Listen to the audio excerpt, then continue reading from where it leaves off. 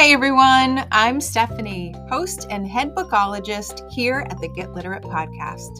I'm a book-loving, notebook-hoarding reader and writer on a mission to change lives one book and one notebook at a time. On this podcast, we explore the power of bookology and leading literate lives.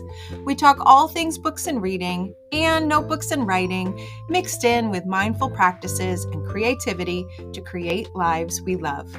You can expect regular weekly episodes focused on 3 books you need to know about on a bookish theme and how to bring those themes to life in our actual lives too. You can also expect author interviews, notebooking inspiration, and topics to help us grow through what we go through and take inspired action to make our lives better. So grab a notebook and your TBR list and let's get literate.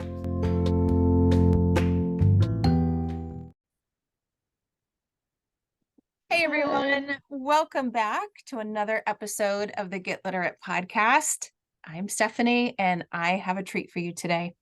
I have to admit, I may have lost a little bit of sleep last night knowing that I was going to talk to today's guest because her book was life-changing for me. Truly, I truly mean it. But what do I actually mean by a book being life-changing? I mean, it sparked inspired action in my actual life. I did things differently because I read this book. I changed the way I think. I tried new things like making my own face cream and actually creating my own personal audio meditation. I took a meditation class. I joined a new yoga class. I even made changes to my work life and had some hard conversations with others that I didn't really want to have. I set new boundaries. That's what I mean. I did so much as a result of reading this book and learning the story. So now you know why I lost a little bit of sleep last night, because I am talking to the author of this book. What is that book? Who is that author? Well, I'm talking with Khristin Wierman, author of This Time Could Be Different. Khristin, welcome to the podcast. I'm so excited. Thank you so much. I don't think I've had a more gracious welcome, so I just appreciate your kind words. I'm thrilled to be here. Oh, good. I'm so glad. And I've talked about your book. I've referenced it on the podcast before. I have shared it multiple times with community members. But for someone that doesn't know you and your book yet, could you give us a little bit of the backstory of who you are and maybe set the stage for the novel?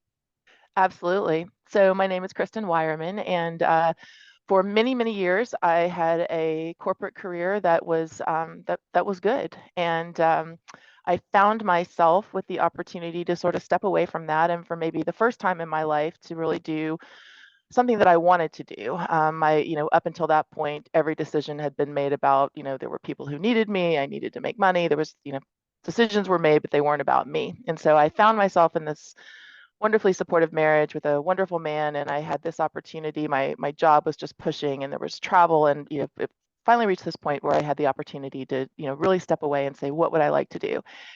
And I found myself up against a blank wall. And that was unsettling for so many reasons. One of the biggest ones was just realizing how much I defined myself by my job, that quite honestly, I didn't really nourish me. It certainly didn't light me up. It was just what I needed to do, what I was supposed to do. So coming out of that, which was many months, I was really sort of in this existential, I guess crisis is the right word.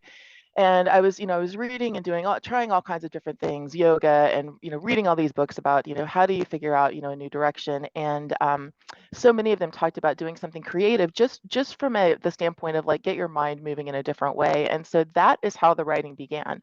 I did not think, oh, here's my opportunity to write a novel, or I didn't have these stories in the back of my mind. It was really a little bit out of desperation of just trying to get my mind moving in different ways, because I just really couldn't figure anything out. And then part of that journey was also, well, why is that? And so it sort of sent me on a reflective journey. And so, one day I was playing golf with my husband and stepson, and, this idea of, you could write, I toyed with the idea of a memoir, and there were just so many reasons why that, there was no way I could do that, but this idea of doing it fictionally. And so the next day I sat down and wrote a scene, and I couldn't believe I was doing it. It just felt so big and so impossible. But then the day after that, I read that scene and I didn't hate it. And I edited it and I wrote another scene, and that's kind of how it began. So the story is about a woman who, finds herself in a similar place, and how she begins to try to find a new direction for her life.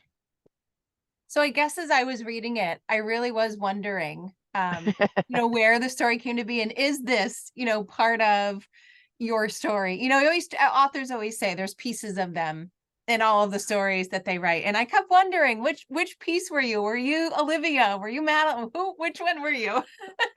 Well, there's a lot. Yeah. I mean, the beautiful thing about fiction, that I found, and I didn't know until I really got into it, is that, I think you can take very real emotional experiences and then you can resurface them in a way that is different. It protects people, and it also allows you to rewrite things, to write people maybe behaving better than they did. And so there are definitely pieces of me in all of it. One of the things about this story, so it's, back to your original question, there's also a best friend who, as Madeline, who's the lead character, is sort of, really changing what she thinks she wants. Her best friend Emma is sort of doubling down on the corporate career that they've always, on the path they've always been on. And, I could see myself in both women because, I'd made the leap and was trying to figure out what to do with myself. But then, it sort of took me back to all these points in time when I realized I was on the cusp of making that leap and chose not to. And so, there was sort of the sliding doors aspect of it. And that was why I sort of wrote it from the two points of view of those women. Yeah, which I loved. I really loved the format. I tend to be someone who loves the back and forth nature of novels that give us different perspectives from different characters. But you did it differently. It wasn't a chapter for this character and a chapter for this character. And now I'm kind of making connections to how you said you wrote the book. It was a story or a vignette, and then switch characters here and back and forth. And I realized I loved it because I wasn't waiting a whole chapter, to see what was happening on the other threads of the story. It was this really great back and forth that just kept the reader so enmeshed, I guess, in all of the stories at the same time. I really love that. Was that purposeful, or is that just how you wrote it? Well, thank you. That's wonderful. That's so good to You're hear. welcome. I think it wasn't, I don't know, it wasn't necessarily conscious. I think what I sort of, it really, part of it stemmed from early on in one of my first developmental editorial, feedback reads, was just sort of, hey, if you're going to write, what is very much an interior novel, you've got to make sure that you keep the pacing going. And so I think probably at the beginning that was very clear in my head, and I tend to get impatient when I read too. And so there was that, but what I found was it really gave me the opportunity to view a particular conversation or situation through both perspectives. And that began to be what was really interesting was, there was one scene where, Madeline is dressed very casually and they're having, I think, a drink at a bar, and, she's suddenly feeling terrible about herself when she's looking at her best friend in this Yes. gorgeous outfit. And then Emma is looking at her friend who looks so comfortable and relaxed and youthful, and she's feeling, so it gave me this interesting way to sort of look at a particular situation through two points of view, and that, began to be a big part of the story. Yeah. I am so glad you brought that particular scene up, because that was a powerful one for me, because I'm Really? the kind of person that's always in my own head. Always. Like I should be present, and instead I'm trying to figure out what the other person thinks or feels from this cue or that cue. And, I overthink everything. And so I could picture that scene so well between the two friends. And I could, at first I was like, oh, I am just like Madeline. I am questioning everything. And then it was like, but you never know what the other person is thinking. And we all have our own stuff that we're Yeah. bringing to the conversation. Yeah. Yeah. So glad you mentioned that one. Oh yeah, no, and I do the same thing. So, it's very easy. That's the other fun thing about fiction is when you do sort of branch off into something that is just purely imaginative, I find myself putting myself in the situation and saying, okay, if you were faced with this, logically, what would you do? So, yeah, I'm glad that resonated. Yeah. There's so many different, I think, entry points for readers in the book. I mean, some of us might identify with Madeline, some of us might identify with Emma, but then, later, I don't like to give spoilers, so I won't say too much, but there are other threads from, the landlord that lived upstairs to the cat. I kept thinking, where's this cat, coming in until it starts to develop later on. There are so many different threads where I think a reader could find themselves. I was all in for Madeline. Like she was my muse, I think, in this book. But I love how you have so many different entry points where the story is a story of the two women, but then there's more. There's more stories that get them thinking. And even though they weren't included like they were, I really felt like I understood, the husband and the fiance at some point as well. That's so great to hear. And I love your term entry points. I haven't heard that before, and I like that. And that's just great to hear. I think it is important, you know, for lots, you hope to write something that a lot of people can see themselves in different ways, with a diverse cast of characters. And, certainly one story is not going to encompass everything, but it's just good to hear that. I appreciate that. Yeah. Oh, you're welcome. You're welcome.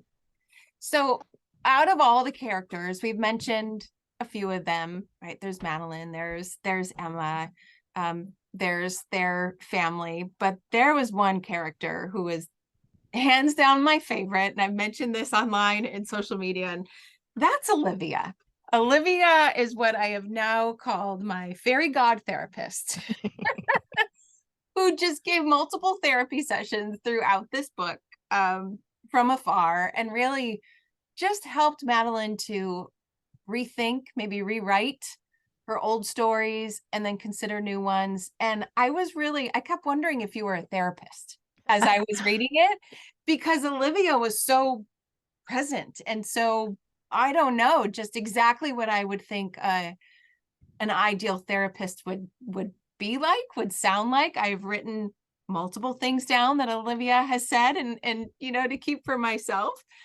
How did you do that? Well, thank you. And again, I just, it's so good to hear. So I am not a therapist, but I was in therapy for many years.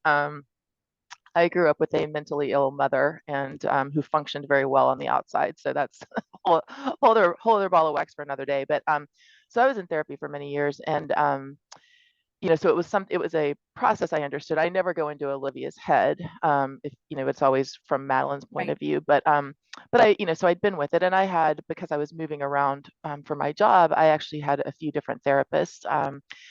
And quite honestly, there was really only one that I would say was just, sort of super, sort of that really safe space. All of it was beneficial in some way, and it's very beneficial mentally, but there was really only one. But, I used some of her demeanor, sort of, she had this very gentle, sort of maternal demeanor. But in terms of all the things that Olivia says, that, as I mentioned, I was reading so many things at the time. Olivia became the voice I was trying to cultivate in my own head. So she's, I didn't, I would have loved to have had Olivia in my life too. She became, and sort of the voice that, and still am, that I'm trying to kind of cultivate in my head. So, how do you look at situations differently? How do you, because what I did find from, again, my own therapy was, it intellectually gave me a lot, and there was something very powerful just about having this 1 hour block of time. And this sort of gave me some clues to some of the things I was really dealing with, where I'd paid someone and this hour of time was all about me. So whether the therapist was great or not, that, I began to realize, wow, this is probably what good parents do. And, this is very new to me. And the only way I could be comfortable with it was because I was paying them. I felt like it was this fair exchange. So I've paid you for this hour, and that, so anyway, the process of it, but it was all intellectual. And, with Olivia, I sort of took it, more in the emotional, and, if you're into that energetic, Yeah, to a more energetic place. And for me, I found that to be quite powerful. I did as well. So powerful that, as I mentioned at the opening clip, I believe it's the opening session, with Olivia, where she helps her to kind of ground herself and relax. It's almost embarrassing to admit, but it's not, because it's so helpful. I literally had your book open and pretended I was Olivia, and I said exactly what Olivia was saying and kind of added my own stuff that I knew I would need to help myself get grounded and calm down. And I set it to music and I recorded it on Zoom, and it's on my phone. I sent it to myself. I saved it in my camera roll, and I listen to it often. And it's the craziest thing I've ever done, not listening to an audio meditation, but listening to myself, who created an audio meditation for myself. But I've got to tell you, it helps her words, because I don't think of them as mine. I still think of them as Olivia, my fairy god therapists. But I use that multiple times a week. I really, really do. And it might seem silly to admit, but I do. No, I have chills. And I'm smiling too because I wrote that as I was trying to figure out how to do it for myself. And so I did start meditating really just as a way to try to clear my mind. I mean, and that still is very much of it what it is for me. But, as I'd read some books on meditation, I tried guided meditation and just couldn't find one that did anything for me. And my head, was sort of always, just buzzing. And as I began to try to figure out, okay, or things that worked, I mean, I edited that scene so many times of, what were the elements that did, just like the thought of privacy. That one was one that really struck me, but it was just sort of, Yeah. and it wasn't until I was home alone. And my husband had gone to work and it was me and my cat. And I could say, wow, that's a big part of this, is just knowing somebody's not about to walk in on you, or that it's just whatever it is for 5 minutes, it's your space. And so I'm smiling because as I was trying new things, I was editing that scene, and and it sort of is also my way of kind of going in. And I hope it leaves the door open. I'm so glad to hear you say you added your own elements. I mean, I Yeah. think each of us sort of has to find that for ourselves. And, that was what I hoped. And, that was a big part of Olivia, was always saying, look, I can give you some ideas, but you're the only one that can know what's right for you. Right. The point is to be able to sort of look at all the information that's there, and you decide what feels good to you. So I'm Yeah. just, again, I'm appreciative. And if you knew how many times I added to that scene and rewrote that scene and, kept playing with those elements, I'm just glad that, it resonated. Oh, it did. It did. And I've also mentioned, I actually attempted to make my own face cream because she did. And I think what I loved about it was she went from this character that was very, I don't know if rigid or predictable is the right word to say, but Yeah. that's how she lived her life for so long. And so this idea of not doing that and then wondering what was next. I loved how, trying a new yoga class at a different time was a big deal for her. And it would have been a Yeah. big deal for me too, because I am very structured and regimented. So when she started to try these new things, and she's, hops on and gets ingredients to make her own face cream, and I hopped on Amazon and I got my my own ingredients. And I don't know if I'll say it's a success, but it was a fun attempt to do those things. And I love when a book sparks you to do something different like that for no reason other than it was enjoyable and it was fun. Oh, I love that. I love that. And I'm not an artist. I mean, I don't think of myself as an artist. And part of that came from when I was trying to figure out, all the books I was reading were like, play, do something creative, do something just, Right. and I tried to draw once and that was a disaster and I felt, ridiculous. And, it was really, so I wanted to try to pull in something sort of different that is creative, but maybe not in the traditional ways that we think about it. So I love that, I love that that was something you got to play with too. Yes. Yes. And I'll keep trying to Yeah. have Yeah. to Yeah, have but there's one. something fun about it and it's not a huge investment and it's just, and for those moments and especially with all I mean, I did the same thing and that's why I wrote about it because I was like, well, I know enough about this to, be Right. able to write something that's, feels true. And yeah, I'm the same way. I don't do it anymore, but for a little bit of time it was all I could come up with and it was, for that 30 minutes though, at least my head was there and not on what am I going to do with the rest of my life. Right. Right. It definitely is a perspective changer, right? Or helps you stay present, which is Yeah. part of, Yeah. Olivia's recommendations anyway. Yeah. Yeah, it was it was a lot of fun. So I love collecting quotes. from the books I read, and as I mentioned before we recorded, I had some sticky notes all throughout the books, and there were three that I wanted to share that I highlighted and have a little book dart next to, and I actually have written in my quote journal that I love to browse through when I need some inspiration. So here's one that really struck me. And I didn't write the page numbers down. You'll recognize though, I'm sure. Yeah. Okay. But no matter how wounded and misguided a person is, there's always a moment of choice about whether to pass their pain on to another or work through it themselves. I That's remember that one. Yeah. Yep, that. I remember that one. Yeah. And for me, as I was writing the book, and with both of my books, a lot of times I sort of feel like I'm writing for younger versions of myself. What have I been able to make sense of, and what do I wish I could have said to myself, 2 years ago, 5 years ago, 10 years ago. But that I know exactly that line, and that actually came in towards the end of the editing of the writing of it, and in some of the revisions. And it really came from some memories and things that came up, that, that's the one thing when you start on one of these inner journeys. I think sometimes we're told we can't change, and I don't, or you get to a certain age and you can't change. And I have not found that to be true, but I think sometimes we're also told it's sort of a walk in the park, and I haven't found that to be true either.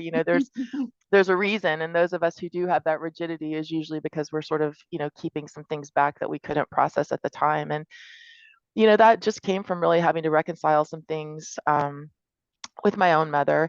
And part of that came from, I have this wonderful, amazing stepson. And some things were coming up for me of moments when, something would happen, and I realized I didn't have the pattern to deal with it. But I remember making choices. You immediately hear your own parents, voice in your head, and my thought was, well, all I know is I'm not saying that. All I know is I'm not doing Right. that. And um, it began to feel very real, that I do think, so much just comes at us, but when you get to be really thoughtful, I do think we have choices about, I think, it's hard, but I stand by that quote, I guess I'll say. Yeah. And I'm glad to hear it. It kind of relates to the second quote based on what you've just talked about as well. It's not likely that you'll get a different result if you approach things the same way you always have. Yeah. I need that one. I need that one daily. Well, it is. And I think the thing for me that sort of became the magic part of that, because, was just, but when you make interior changes, that changes everything. And so if like with Madeline, one of her very big, things she ended up changing about herself was just believing that everything needed to be so hard, to be worthwhile. And, everything had to be so painful. And that was very much, part of what I was going through in the place that I was in. And so, I think that's sort of but when you've changed something in yourself, then you might try the same thing again, and suddenly you do get a different result. And so, but if you're just going at it, and that was some of that comes from a scene where, I think Madeline was very frustrated, and it gets back into try some different things, use your brain in a different way, use your body in a different way, spend an hour differently than you would have. That can Right. begin to foster some change. At least I found for myself. Yeah. And that whole idea of ease and just letting things be easier instead of always holding on to the complication you don't know you're even hanging on to is such an important lesson for all of us. Yeah. Yeah. I mean, I struggled with that, and that was a very big part of where I was just, why, I mean, the last job I had was sort of the dream job. It was big. There was managing all these people, but it was just eating me up from inside. And but then the idea of doing something that felt good, did feel so wrong. And then you have to sort of say, well, why is that? Because if I, we're all running around like I was running around before, this is not a very good world. And so, yeah, that was a big one for me too. yeah. And there's one scene where this is another one that stands out to me. It's later. And again, I have to figure out how I want to say so I don't spoil things, but it's later when she's asking herself, what what can I do or what should I do? And I won't give the details so I don't spoil it. But at one point she's like, hang on, this is mine. I can do whatever I want. Oh, yes, yes, yes. I So loved that. you probably know what I'm talking about. I don't want to reveal it for Right, others because I think right. I would spoil part of the book. But it was at that point I was like, she's right. She can do whatever she wants. We can all do whatever whatever we want. I love that one. Well, and that was sort of how I was feeling about writing the story, and again, that gets into the beauty of fiction, but I was just like, I can do whatever I want. I can create whatever happy ending, I can have people behave better. And there is something when you find, and I so appreciate you being conscious of the spoilers. I've done some, where you hear people saying it, you're sort of like, ah. Yeah. So I No, not appreciate that here. you're so conscientious. That's really lovely. But yeah, that, when you find, sort of your space and it's your thing, it's your, whether it's your creativity or your home or even how you have an interaction, but you're not pressing into anybody else. It's your thing. You can sort of say, wow, I could do this any way I want. That for me, that was quite profound. And I was finding it and being able to write the story, thinking, wow, I could give everybody a happy ending if I want to. And, Yes. I that's important to me. Yeah. And not just the happier ending in the story, but I really feel like your book can give readers happier endings for themselves. That's Well, that's the gift of your book. I really believe it. you couldn't say anything nicer. I mean, truly, you couldn't say anything that was more just wow. Thank you. Well, I am happy to do so. And that actually brings me to my third quote that I loved and I think sums it up is because it's time for some new stories with happier endings. That's Yes, I yeah. loved that one. I loved writing that scene. That was a fun scene. Oh, we could just do this all day. We could go We back. could. Thank you. No, it's just it's Easy. your podcast and your words are such a gift to me. So I hope that I'm conveying that adequately to you because it just books are sort of like food. Like sometimes we're in the mood for one thing or another, and some people, like certain, types of food and not others. And I feel very, very strongly, I always say to people, well, read the first page. There's an excerpt on my website, see if it feels okay. If it doesn't, for goodness sakes, use your time and read something that makes you feel good. And it just is really wonderful when, it resonates for someone. Yeah. Well, it's funny that you say first pages because in my community every Friday I call it First Chapter Friday, like many educators do in their classrooms, and I read either the first chapter, the first page, the first paragraph of something. And I read the opening of your book for First Chapter Friday because it's quite powerful. You can't not turn the page to want to find out what the heck is going on in that scene. And I love later in the book when we get to that scene, and then I've got a little more of the backstory. So for those of you who haven't read this book, I think if you do read just that opening, like page and a half, 2 page, whatever it was, you won't want to put it back down. Thank you. I had fun writing that scene. It was a good hook into the rest of it. Awesome. So how long, I'm always curious about the backstory behind a book. Is this a book that took a while, that was sitting on your shoulders? Was it a book that just flew right out of you? I'm just curious. Sure. So once I started, I actually had the first draft in a matter of months. It did sort of start just kind of Wow. coming out. And I found a really good editor who, and because I had not taken creative writing. I mean, there were, there were some things she really helped me with some things. And I found a really good editor. And what's funny is, so I would say probably like 6 months, maybe, it came out. Yeah, it was pretty fast. And I was working with her. And so I was querying it and I was getting good responses from agents, like, you send out a little excerpt and then they will tell you if they want to read more, but nothing was happening. And that process is, for anybody who's been through it, it's horrible. It takes, Yeah. months. And I found myself with a new story. And so this is actually the second book that was published, but it was the first book that I wrote. And so I ended up writing Buck's Pantry while I was querying this time, and I couldn't believe I was doing it at the time. I was like, I can't believe I'm writing another one when I have nothing to show for the first one. It was very another one of those sort of existentials, but I just could not. And the idea, and it was coming quickly too. And Buck's Pantry ended up being the first book published. And so this book, there were a lot of revisions that I made, a lot of rewrites, and I'm so much. I think I understand so much more, and I'm really happy that it's this version of the book that came out versus the very first one.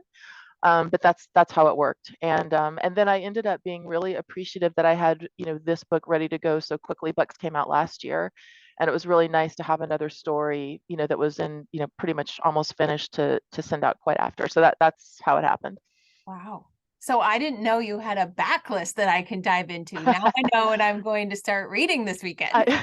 I have it, and it's a different story. You'll have to see. It's not. I mean, it's around the same themes. It's around, unwinding from the knots of your past is sort of how I always think about, what I write Oh, what a about. lovely phrase.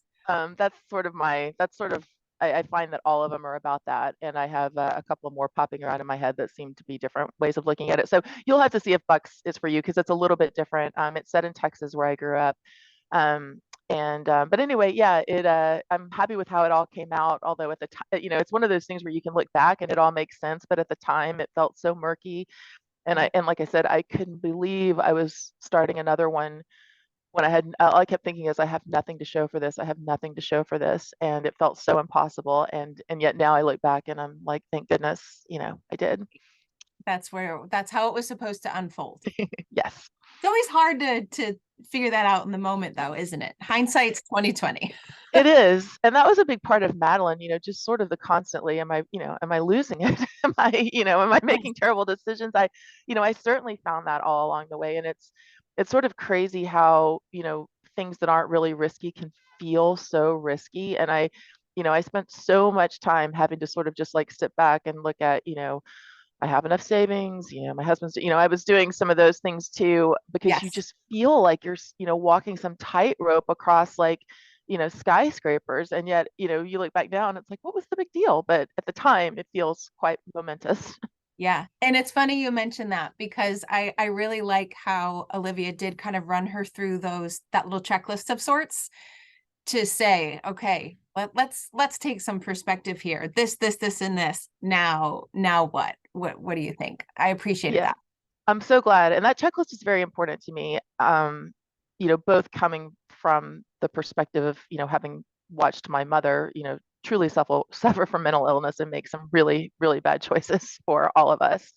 And I do think sometimes when you're reading about change, there can be sort of some cavalier things thrown out of, just take the leap, just do this. And Just do you it. know, just do it, just take the leap. And I think that's good, but I do think, if you have children, if there's that checklist is important, just for your own peace. And also just to make sure, you're not maybe leaping at a time when, it's one thing if it's you that's going to fall, it's another thing if you're going to bring some other people down with you. And my mother was sort of a master of leaping and then, taking a whole crew down.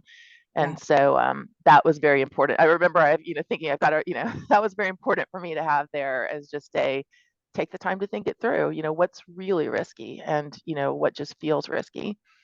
Yeah. Again, back to Olivia being the fairy god therapist Yeah. with all the things. So can I ask, or do you have you mentioned other stories kind of rolling around. Are you working on another one at the moment? I am. I've actually have two that have been popping around in my head for a while now. And I really wanted to get, I was sort of focused on making sure I got Madeline's story done. And, we just finished up the editing, not that long ago. So I have two more stories and I have started working on both of them. And I think I know the order that I want them to come out in, but I'm not positive. And so I sort of, just see how it's coming, but they're happening.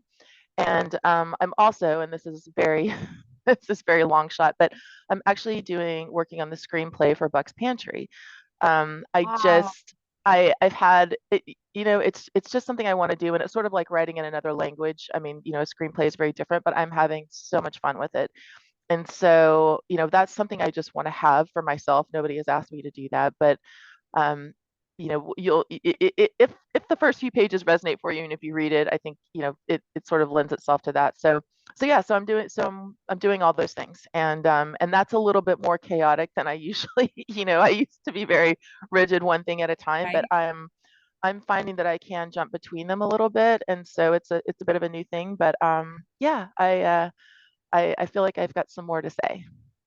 I love that. It sounds like, I know you were saying there are pieces of you in Madeline in the story, but Olivia would be proud of you. Oh, thank you for that. And I find myself looking back at Olivia's words myself, or here, or a passage coming to mind. So I'm appreciative. Like I said, she is the voice I have really focused on trying to create in my head, as opposed to, the ones that I grew up with. And so I'm just so glad to hear that she's meaningful for somebody else, because I certainly loved her. Yes. Yes, I did. Well, I'm so grateful that you hopped on to chat with me today. I'll sleep tonight. I didn't sleep last night. I'll sleep tonight Oh, knowing that I got to talk with you, but truly your book was such a gift for me at the exact time that I needed it, and it continues to be this anchor that I keep referring back to as I make some changes and some things in my own life. So thank you for telling the story and the pieces of you that are in it. It was everything I needed. well, those words are the greatest gift that anybody could give to me. And I feel like I'm not saying that enough or as profoundly, because, there, as an author, there are so, you get excited about it, and then you have these moments of, oh my goodness, is this, horrible? It's just not what I thought it was at all. And so for someone to take the time and, and be as open as you're being with, about how it was helpful, that's I think each of us just wants to contribute, and, you're doing it through your beautiful podcast and, your community. And it just means a lot to hear that, because sometimes all we hear is just, the negative things. And it's just really good to hear when Right. something lands as you hoped it would. Well, I'm glad. I'm very glad I could try to reciprocate a little bit Absolutely. of what I felt. So where can listeners find out more about you online? Where can they find your book? Any places you want to direct them to? Sure. So KhristinWierman.com. My name is spelled a little bit differently. It's Khristin. Wierman, Wierman. Hopefully, however you spell it, you'll get me up. But I have a website, and on that website, you can read excerpts from both books. I think there's maybe 5 to 10 pages of each of them. And so I do encourage people, for goodness sakes, read it and make sure it's going to make you feel good, because if it's not, go find something that does. And I'm on Instagram. That's really my only foray into social media, which is not my strong suit. But I am on Instagram at Khristin.Wierman. And those are the 2 good places. Okay. And I'll make sure that I link to the website Oh, and thank you. Instagram and the website in case, they mix up your spelling. I want them to be able Sure. Oh, to. that'd be awesome. Well, again, thank you so much for this. I had such a great conversation, and I cannot wait now to go to your backlist and get started Oh, too. yay. Thank you, Stephanie, for having me. This was just lovely. This is every writer's dream, just a Uh, conversation like this. I truly mean that. well, I'm so glad that I could do that for you. This is wonderful. Thank you so Thank you. much. And everyone, thanks for listening, and I'll see you inside the next episode.